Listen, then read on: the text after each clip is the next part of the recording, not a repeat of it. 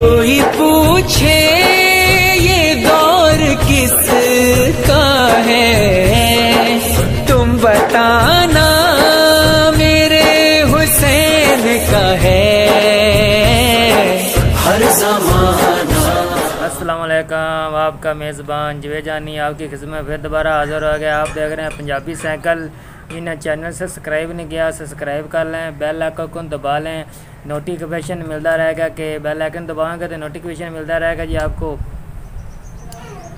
पहले से मैसेज के ज़रिए।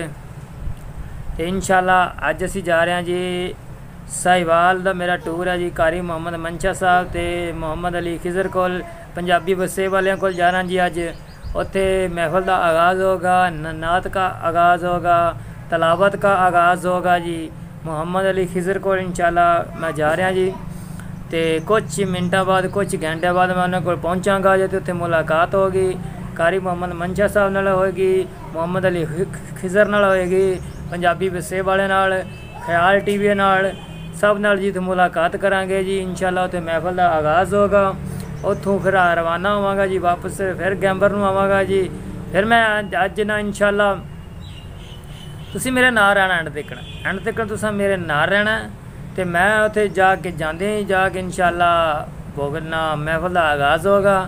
तो तुसी वीडियो एंड तक छड्डनी नहीं, एंड तक वीडियो छड्डनी नहीं, तुसी मेरे नाल ही रहना। मैं आस्ता आस्ता साइकिल ते जावांगा जी, तुसी वीडियो मेरे नाल एंड तक छड्डनी नहीं, एंड तक रहना। उत्थे आगाज़ होगा महफल का, वह भी तुसा देखना है। तो इंशाल्लाह तलावत का आगाज़ होगा, वह भी देखना है। नात खान भी होगी, वो भी देखना। सब तुसी मेरे नाल ही देखना, तुसी मेरे नाल ही रहना एंड देखण, छड्डना नहीं। जे पंजाबी साइकिल नूं छड्डना नहीं तुसी नाल नाल पंजाबी साइकिल, पंजाबी बसे ते ख्याल टीवी, इन्हां दे तिन्ने चैनलों के तुसी नाल नाल रहना है।